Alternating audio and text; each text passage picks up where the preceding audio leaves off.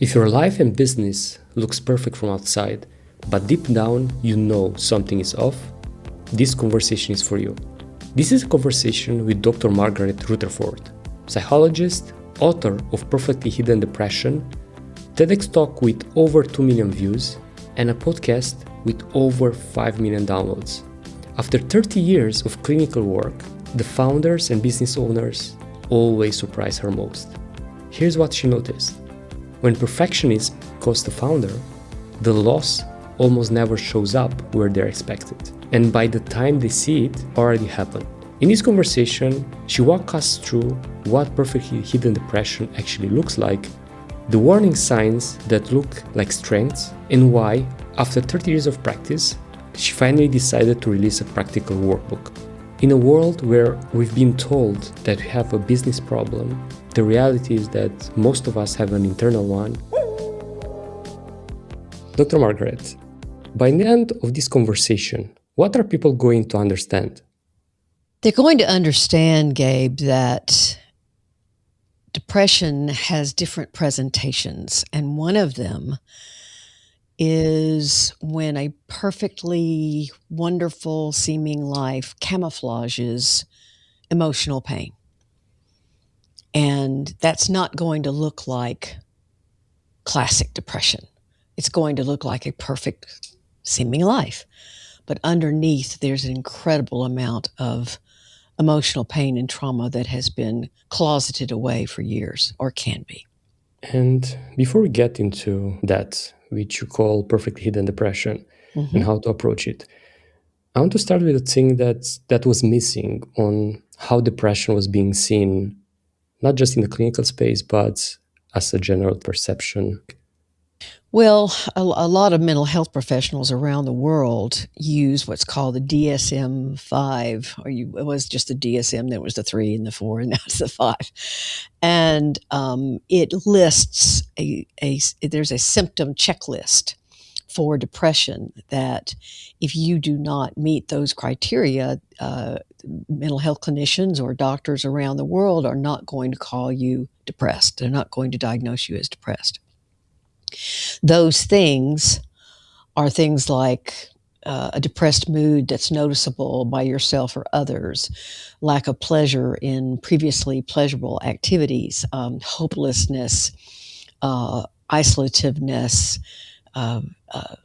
sleep problems, eating problems, thinking problems, having a lot of foggy thinking, even suicidal ideation. And so if you ask someone, and many of your listeners here on Authority in the Wild are probably a lot of people like this, if you ask them, do you ever feel hopeless? No, I'm the most optimistic person I've ever met. I just see the potential. Or if you ask them, do you not have pleasure? Is your energy low? Oh my God, no. I count on my energy. I work on my energy. It's there for me all the time. So those people aren't going to be, in fact, they would vehemently deny that they were depressed. They have too many blessings in their life. There's too much good going on. They're too excited about what they're doing. But what happens is, or what has happened even before they became founders or whatever, they have learned, they have practiced, even unconsciously, how to push away, how to suppress any kind of pain that's associated with traumatic experiences or abusive experiences or just a lot of pressure, whatever it happened to be, from their family or their culture. And so they have pushed that away so successfully that now it has become a response that is simply unconscious. It's automatic. It's who they are or who they feel themselves to be. And what I learned in my practice was that what really was missing with these folks was the ability to put into words their emotional, painful feelings, that they did not know how to do that. They might not even have a language for that. And so you ask them, well, can you tell me about your sadness? I can tell you I'm sad. Oh yeah, I'm sad. But can I express sadness? Can I openly show you my sadness? No. And so it becomes its own kind of prison where all the emotional pain is on the inside of the prison, and you keep that tightly locked, tightly pushed away, versus you also have to guard it so no one sees that you are anything but what you portend to be. You are your success, and your success defines you, your accomplishment defines you, and you will guard very carefully and very hypervigilantly any kind of uh, even the suggestion that you may have pain that you're just not talking about. And from what you describe, it's so obvious now why you give it that name, because it's not just portraying the perfectionism behind it, but the quote unquote ability to hide that from everyone around us. Mm-hmm. And as you mentioned, like protecting that with all our, without even realizing. And that's the scary thing. Yes. Like, because when you think about it, like how you can know something that you don't know. Well, I've had that question a lot. I mean, and in fact, frankly, it's a little frightening for people to think that someone they love, devotedly, might have something they're hiding to this extent where they might even attempt suicide. So, but I promise you that, uh, in fact, we all probably know someone, or we know of someone who has taken their lives, and people kind of shook their heads and went, I just saw him last week. He looked great. Or she just headed up that nonprofit campaign for that, and made a lot of money, and we all were celebrating her success, and now she's dead. It can be puzzling, and since I've been writing about this, I've had so many people contact me personally to say, yes, this was my husband, this was my daughter, this was my aunt or grandparent, this was my colleague, this is my kid's soccer coach, or football coach, as you would call it.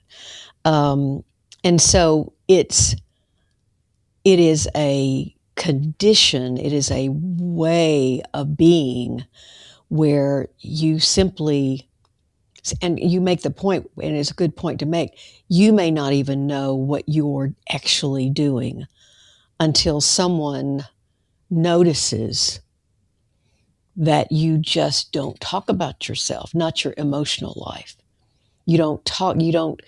You're very kind to other people, and you're very motivated to help other people, but your self-care, you'll go work out, you'll eat well, you'll get enough sleep, you'll do all the external things that that give the message to your world, oh yeah, I'm a high functioning individual and I'm just fine, but you're not fine. I have a confession to make. I went through your workbook and it scared me. You have a questionnaire there, and I Yeah. score very high, 18. Yeah. And I tick the boxes that you mentioned. I work out, I sleep properly, I eat healthy, and all the other stuff. And from outside, all my friends or peers, they envy me that because I live on this beautiful island in the middle of the Atlantic. I run a successful business, have a beautiful wife, and all that stuff. Yeah. But I know that personally I'm struggling. And clinically, a few years ago, I was diagnosed with depression. Mm-hmm. But after years of therapy, I thought that I'm good and I feel good. Mm-hmm. But when I went to the workbook, I was like, wait a second, here is still something off. Mm-hmm. Mm-hmm. And if those that are listening right now are in those situations in which they kind of resonate with, wait a second, my life looks perfect, but I feel that something is off. An emptiness almost. Exactly. Mm-hmm. That's the word. How they can identify, or you list the 10 characteristic in the book. Can you go through them? Of course, of course. And I'll actually tell you a little bit when I was, you know, I never really wanted to write a book. I didn't want to do a TEDx. I never had any ideas about doing any of that. And yet I wrote a post called, I was thinking about people who, would come in my office and would identify with something like this. And I called it The Perfectly Hidden Depressed Person. Are you one? And the post went viral. And I got lots of emails, hundreds of emails. And so I started looking into it, and then I wrote about it for, I don't know, almost a year, as I was trying to amass what these traits were. And a way of thinking about these traits, in fact, I've begun calling them telltale signs. Like, like when you're playing hide and go seek with your kids and they hide behind the curtain, and, not only can you see the curtain shaking, but you can see their feet. That's kind of what these telltale signs are. They look like they don't look like depression, but they are hiding. They are camouflage for this kind of high functioning depression. Okay. The first one is you're highly perfectionistic with a constant critical inner voice of intense shame and fear that fuels your need to achieve. So when you think about constructive perfectionism, which is not, it's another kind of perfectionism, that's usually fueled by generosity or curiosity or just wanting to give back or something that's a core value. Unfortunately, for people with destructive perfectionism, what is fueling their perfectionism is fear and shame, i.e., I can't let anybody see my struggle. I'm still trying to prove my dad wrong. I'm still trying to prove my coach wrong, because they said I would never amount to anything. So it is the fear that's fueling you. I've got to do this. I have to be successful. I must do this. It is that success is a balm for you. Like, okay, I can face that. Number two is you demonstrate a heightened sense of responsibility toward others, meaning you're always got your hand up in the air. Like, I'll do that. I'll get it done. I'll take that on. Just you can count on me. Everybody knows you can count on me. I'll get it done. Right? You're smiling. Yeah, I'm smiling because it's like, stop describing me. Number three is you have difficulty accepting and expressing painful emotions. We've kind of already talked about that. Number four is you worry a great deal, seek control, and avoid situations where control isn't possible or where you can't be in control. So it's you're going to be the chair of the committee. You're not going to say, okay, I'll be on the committee, but I don't want to make any decisions. No, you want to be in control because sometimes you worry. And if you're going to do it, it's going to get done. Now, again, and I'll go through the rest, but these aren't things that are bad in themselves. None of this is, these are often things that being responsible, taking on, a sense of desiring high achievement. None of that is wrong. It's when it is rigidly in place, that where you have to do that. Number five is you intensely focus on tasks using accomplishment to feel valuable. Number six, you have an active and sincere concern about the well-being of others while allowing few, if any, into your internal world. So you're the kind of person who would say, my life, I didn't have anything much in my life. Nothing bad really happened to me. I'm good. Let me listen to you talk. Let me be an ear to you. But no, I'm fine. I just don't like to talk about myself, or I never cry, or whatever it happens to be. You discount or deny personal hurt or sorrow and struggle with self-compassion. Self-compassion to people like this equates with self-pity. So I'm going to keep the thumb in my back, so to speak, so that I do my best, but I'm not going to, self-compassion, what's that? You hold a strong belief in counting your blessings as the foundation of well-being. What do I mean by this? There's nothing wrong with counting your blessings, right? Gratitude is wonderful. However, I think about things like writing a book or writing a workbook. For me, doing a TEDx, all of those were blessings. Those are blessings. Did I nearly kill myself writing the first book? Yes.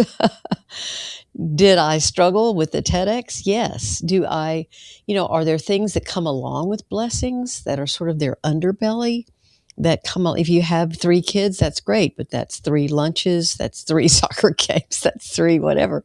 So there's a lot of struggle that comes along with blessing. You may not seek emotional intimacy in personal relationships, but demonstrate significant professional success. So, now you will know everyone's name at work. You might even remember their birthday. You're very sincerely, but again, you don't let anybody into your world. So, and intimacy involves building trust and risking talking about things that are difficult for you or struggles for you, and you don't like to do that. Then the 10th one is something I had to add as clinician. You have accompanying mental health issues that involve control or escape from anxiety. And what I mean by that, you could have anorexia. You could have orthorexia, which is always eating quote unquote healthy. You could have an anxiety disorder. You could have panic attacks easily. You could have actually a substance abuse issue that's secret, but it's how you're controlling your anxiety. So, or you could have OCD, obsessive compulsive disorder. So just because I didn't want anyone to say, well, oh yeah, I have perfectly hidden depression, period. Because you could also have a true mental illness or mental problem or emotional problem that is linked with perfectly hidden depression or perfectionism, but is different and actually needs your attention. When some of us identify ourselves with these traits, like the cost is dearly. It can affect everything around us, from our business to our partners to our life and so on. But what's the way out? You mentioned these traits by themselves in certain situations or in certain scenarios are not dangerous. That's right. When they become dangerous, Mm-hmm. if you can paint that picture. When I first began again writing like this, and I would put my blog posts on Facebook and ask for comments and that kind of thing, I got kind of attacked. They said, you're pathologizing resilience. You're pathologizing, when the going gets tough, the tough get going. And what are you doing? And my answer was because resilience is incredibly important. But if you can only choose resilience, if you can only look resilient, if you can never say, gosh, this is hard, or I'm really scared, or I'm really angry, if you can let people you trust in to who you are, then go be resilient. But do you give yourself a way to express the other parts of you, the other parts that may be scared, the other parts that may be difficult? It is the rigidity with which you have to choose. I must always be the resilient one. I can never be the one that actually asks for help. Does that make sense? It makes sense. And I'm thinking about all the moments when both me and some people that I talked to struggle with that, like struggle to let people in and in the same time push through those moments without saying, oh, this is hard indeed, or like Yeah. living those emotions. And I think the living part of the equation is the hard one, because more often, especially if you are founders, entrepreneurs, and so on, that we're in a position of quote unquote power in which we don't want to appear weak, both Yes. of our team members or clients or employees and so on. So how to still be open, or to what extent in that situation? So much of that is a cultural thing, isn't it? What does the culture accept as a manly thing, or a thing that, an authority figure does? Do they show any kind of indecision or whatever? I totally understand what you're saying. And I must admit that when I was in graduate school, I got a divorce. And the last year, we were all standing around and talking about what had happened during our graduate school years. And someone else mentioned I'd gotten divorced. And one of my professors was shocked. He said, "You got divorced?" And I said, "Yeah, it was kind of tough." And he goes, "I would never have known it." And my heart kind of went, "Well, of course," because I hit it. I hit it so well. Um, so, even though I haven't struggled with this as much as some other people have, I mean, I didn't want to, at that moment, I didn't want anybody that was giving me a grade or assessing me in some way to know that I was struggling as much as I was. Again, I will go back to Rudy Giuliani, who has made some political turns that I don't agree with, but at the time when he was mayor of New York, and New York went through 9/11, we all went through 9/11. He said, courage. He said, "I've learned that courage is not the absence of fear. Courage is being afraid and keeping on going." And so that is a very good example of what I'm trying to say. You can be afraid. You can be tired. You can be angry. You can be disappointed. And yet you still take that next step. And to me, that's courage and that's resilience. Not, there's an old saying, the tree that does not, the tree that bends, something like the tree that bends makes it through the storm or something. And so, it's, if you're rigid, then you will break eventually. Something will break you, whether it's something internal inside of you, or whether it's just becomes something that is you eventually run out of steam, or you're just so, I mean, again, most of it is internal because you're so lonely because no one knows you. I mean, I interviewed over 60 people for the initial book, and they were people who were identifying with what I was writing about, and then they would email me and say, I will agree to be anonymously interviewed. I mean, I knew who they were, but I wasn't going to tell anybody who they were. And I had a brain surgeon and an ad exec high up in the California ad agency, and I had a motivational speaker, and I had I had all kinds of people who were very successful in their lives, successful looking. And they said, I would ask them, "Why did you reach out to me? I mean, why? Why would you risk? How you don't know me at all, And so, to a T, I would say 93% of them said, "Because I have been so lonely. No one knows me. No one knows who I really am. Not my partner, not my best friend, no one." And so, what often happens when these people come into therapy is that they begin to let me see that part of them. They begin to let that seep out a little bit, and they will talk about something that was a hardship in their past, or something that they have hidden from everyone, maybe even from themselves. And they will begin to test the waters of what that's like, and actually practice what it's like to allow themselves to feel in front of someone else.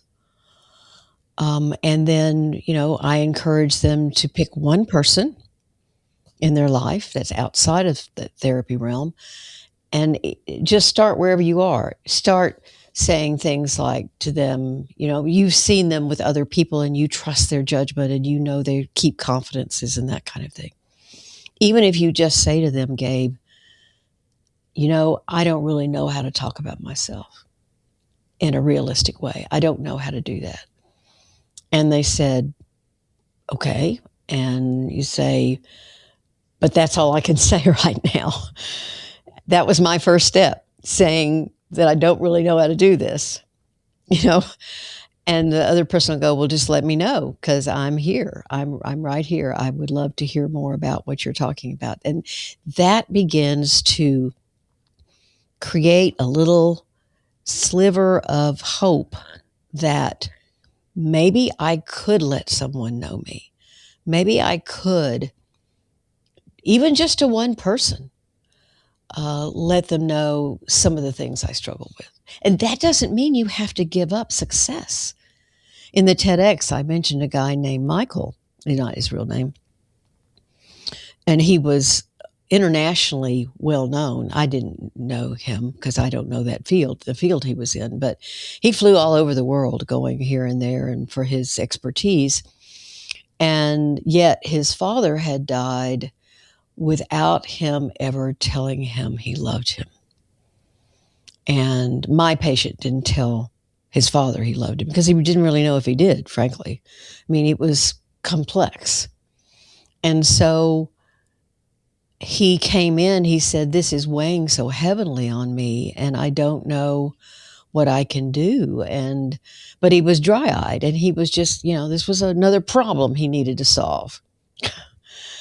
And I said, well, how do you feel about it? I mean, what are your feelings about it? And he goes, it's just unacceptable. It was a bad choice. It's unacceptable. I said, no, what are your feelings about it? And he began to pick apart for me what his relationship with his father had been like and how complicated it had been, and how his father would be, on one hand, kind, well, not kind, but somewhat supportive, and then would actually, he had an alcohol addiction, and he was mean as a snake. So their relationship had been very complicated, like I said. And he began to have compassion for why it had never become so important to him to say, Dad, I love you. And he began writing to his dad and reading my book and all this kind of thing. And I quoted him in the TEDx when I said, he walked in my office one time and he sat down and he said, of course, he was in first class. He was on a plane, and he said, I was reading your book on the plane, and I felt a tear roll down my cheek, and I didn't care. And I thought, okay. So that's, he wasn't sobbing. He hadn't lost all of it, but he was allowing himself to feel and to connect with who he is. And yeah, he did great work. So that's the kind of transformation, and I kind of hate that word because it's overused, but that people can make in their lives. It's hard. Perfectionism is your best friend when you are highly perfectionistic. You know how to pull it out and get things done, and you have a network of people that you work with, and you know the kind of self-discipline it takes to do something really, really well. And you have it, and it's a tool. It's a part of you that is often your very best friend. The problem is that, again, when it's the only way you can be, then that is too rigid in my view. That is something that is going to eventually get in your way. Now, I want to address one other thing. I'm going to tell another story. There was this guy that we have several big corporations in Northwest Arkansas. I won't name it, but it's the largest meat-producing corporation in the world, right here in Springdale, Arkansas. And this guy worked for them, and people were asking to get off his team. And actually, he came in because of his marriage, and she left him. And he looked at me and he said, "Not only are people wanting to be off my team," he goes, "I don't know how to parent very well. The reason why my marriages didn't work because I'm very controlling and I never really admit that I'm wrong." And he said, "I've got to do something about it because I love my children and I don't want them to be affected by it." I'll never forget. And so he did this work. He did this work on perfectly hidden depression. And he came in, his final session with me, he came in and he said, "You won't believe it." He goes, "I went to my supervisor. I asked him to send me to a training that would help me with me being so rigid and so controlling with people. I took the training. I've made the training work." He said, "People are asking to be on my team now. They're not abandoning ship. They are asking to be on my team because they know that I've learned how to not only care about myself, but how to care about them and get the best out of them because of it." And what does this work really mean in practice? Because some people say, all right, I'm aware, I recognize myself in the traits, Yeah. and I probably they even do therapy right now, but it's still there without traction, without seeing the light at the end of the tunnel. It's such a great question. Acceptance is one thing, and awareness. I'm aware of this. Yeah, she's right. I'm aware of this. To change it, that's the hard part. I can accept that I'm like this, but I often say, I said it in the book, I've said it to my clients, you know, I can understand something and have an intellectual understanding of it, even an emotional understanding of it. But if I leave it at that and I don't translate that into change, where I'm not going to be hopeful, because where you get hope is from behavior change. If I'm aware that I had a woman one time that she was a real strong, powerful woman, and she said, that she's aware that she dominates the committee she's on. And she decided that was part of her perfectionism. And she said, "I'm going to stop that." Well, actually stopping it, guess what happened? She started not speaking up in meetings, and people would kind of go, "Are you okay?" What, you know? And all of a sudden she felt very vulnerable. Like people were seeing her like she didn't take a strong stand, and that people could see that she was trying to change, and it scared the daylights out of her, as we would say in the South. And she said, "I'd much rather go, I don't want to go back to being the person that probably irritated other people because I was always giving my opinion, but this feels horrible." Because change is going to put you in a place where you've never been and don't really know how to handle. Yeah, and that's the thing with any kind of escaping, if you want, from our past self to someone that we are not used to be. And anytime that I do some self-improvement work, either like this on my mental health or even into my physical health, sometimes we might see things that we don't like about ourselves anymore, or we, like you described, be afraid to go back and be the person from the past. And still, change is needed because we cannot evolve, we cannot be better. And I love how practical is your book, because I remember if you go to do a bit of a practical exercise, I remember the compartmentalization exercise. And Mhm. while going through it, I realized some of the emotions that I never allow myself to leave them. Right. And I was carrying them with me for over a decade. And Mhm. can you describe that exercise and what are the benefits behind it? Hmm. Oh, that's another really good question. Freedom. Freedom.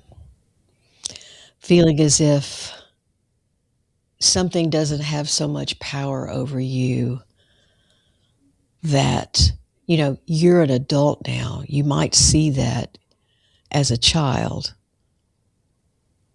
and you're bringing your childhood fear of challenging that or seeing it for what it was, into your adulthood, rather than saying, I can view this as an adult and it's going to give me freedom to link my past with my present, but not be governed by it. Not be governed by it in a way that maybe I don't even see that I am being governed by it. And so I also think that part of so we've already spoken about self-compassion. The other sort of overall goal, really, I think of therapy itself, is self-acceptance. And what I mean by that is that whatever your strengths are, they don't define you any more than whatever your vulnerabilities or your sensitivities or your mistakes are. And an example I often use to kind of either poke a little fun at myself or just to use myself as an example, I have 3 letters after my name, PhD. I'm very proud of those letters. They give me the license to do what I love to do as a psychologist. But I've also been married 3 times. That's not something I was proud of at all. In fact, I carried that shame around for years and years and years and didn't tell people unless they asked. I wouldn't lie. But I certainly didn't talk about it much until one day a young woman came into my office and she was looking down at her lap and she began crying and she said, I'm getting my second divorce and my life was just not supposed to be like this. And then she looked down again and she looked up and she said, but you wouldn't know what that was like. And I thought, this is my moment. So I looked at her and I said, you're about to join a club that I've been a member of for a long time. And that was freedom for me. Freedom to talk about something that I'd done to myself. It wasn't done to me. But I felt such shame about it that I thought, I can't let this out. I can't talk about this. But what it's actually done is give me an incredible amount of freedom. And it's enough talking because, for example, I talk about the emotion that I just told you that I compartmentalize. It's pretty open. It's when my grandma died, which was like a mother for me. I didn't allow my emotion to show. Like I tried to stay strong. I didn't cry until the moment when everyone left from the grave, and I stayed behind with an aunt, and then I let tears pour out. But that was the only moment. After that, every single time my mom brought my grandma in the discussion, I was like, I don't want to talk about this. It's affecting me, and so on, and that's it. And doing the exercise, I realized that I didn't really let them out. And I talked to my wife about it, but still, I think I shared a tear or two. But I still feel that something is unresolved there.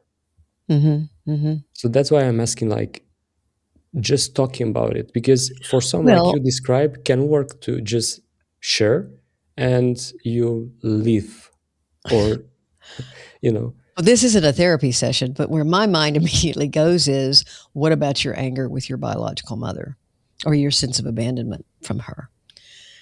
Something happened where your grandmother was more your mother than your actual mother. And so what happened there that may have hurt you, that, you could express the positive impact and miss your grandmother terribly and be sorry that she's gone. But what about the other part of it? That's where my therapist mind goes. and you have some clues there. Yeah, without getting into details, you're very close. And yeah, I'm thinking, like, because as you described, there are so many pieces to the puzzle, right? It's not just, all right, that's connected to that, but wait a second, there's the other part, and so on. I just want to go back to those that we described at the beginning. High functioning individuals, driven by perfection, by success, and all that stuff. And they recognize themselves in the description of those traits, and the one direction. I know one direction, it's get the workbook, Get the like, book. yeah, do the exercises and so on. But the big question is that enough? Or what else they should do with that? No, I don't really think. And, the workbook has the reason why I wrote the workbook is because some of the people who were giving me honest, thank goodness, feedback about the book said, this is really hard work and I need more support. Some of these exercises are too scary for me to do that were in the book. So the workbook is all about trying to give the reader more support, more guidance on how they can get to the bottom of that trait and why that trait is as rigid as it is for them. And so, you can get the book. Again, I think the most important place to start, either with a therapist or with just someone you trust, to say what I said a few minutes ago. I really don't know how to talk about myself. I'm trying to learn. I realize I'm missing out on some things, or maybe I'm trying to realize that. Maybe you don't quite believe that yet. That's okay. And what would it be like to tell you something that maybe I've never shared with anyone? Many people walk in my office and say, I'm about to tell you something the words have never come out of my mouth. So, that can happen with a therapist. That can also happen with just someone that you have seen keeps people's confidences and that you've learned to trust. And it can only, it starts with one person. And that's the powerful thing, right? Because once you made that first step and you actually open up and talk to someone, I still remember, I think it took 2 years until I have the courage to ask for help when it comes to therapy. Mm-hmm. And the first interaction with the therapist was, whoa, like a big stone was like pulled away from my chest. And Mm-hmm. even that initial step, the ability to be able to open up like I never did before, Yeah. was something that I wish I could do earlier. And And also maybe a little scary.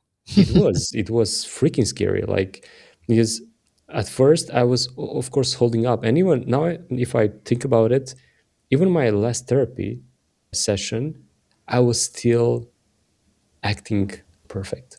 Like, I Mm-hmm. still didn't reveal everything, I still didn't show up the other struggles or the things that were connected with the thing that I share.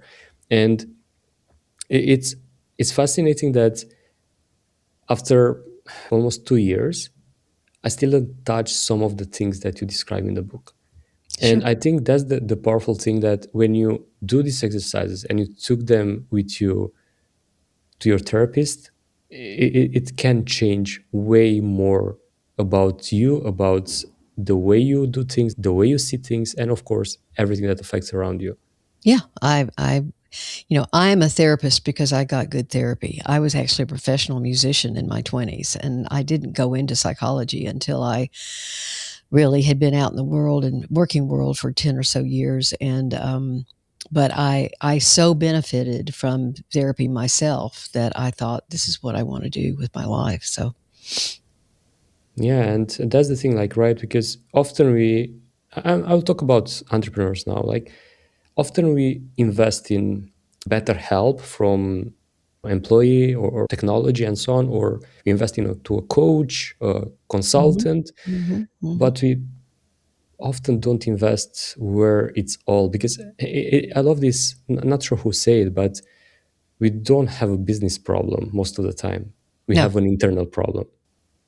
If you want to do the exercises, you'll find the link to Dr. Margaret's workbook down below, and as well the link to the Self Work podcast, which has over 5 million downloads, and her TEDx talk and her website. So make sure you follow Dr. Margaret's work, because the benefits that you'll get out of it are unmatched. Those that stay with us until the end, what they should remember. I remember seeing a clip or something of a man who often he was a priest or something or a minister, and he said, "I've never had anyone on their deathbed tell me, they're so glad they made a certain amount of money," or they talk about the love they felt and the connections they felt, and that's what they want to, that's what they remember, that's what they are, and if you don't have that in a way that is really honest and open and intimate, then not just sexually intimate, but emotionally intimate, that your life is, you may be very successful, you may make a hell of a lot of money, but you may be revered for whatever that is, and that's a good thing. But could you also feed and what's the word I'm looking for? Cultivate that part of you, the personal part of you, the part of you that could be hurting, that doesn't necessarily have to. Thank you, Dr. Margaret, for all the work that you're doing, for the passion that you put into this work, and the impact that it has to everyone that you touch with it. Thank you, Gabe. I appreciate that. I do have to say that, it has given incredible meaning to my own life in the last decade or more, to write about this and dive into it and try to explain something and define something that will help. So I appreciate your kind words, and it's also given my own life a lot of meaning. That's what's life about, right? To try to impact positively as many people as possible, rather than just... In a good way. In a good way, exactly. This was Dr. Margaret Rutherford. And if this conversation made you think differently about what depression actually looks like, share it with someone who needs to hear it. If these are your kind of conversation, consider subscribing. I'm Gabe Marushka, and until next week, see you in the wild.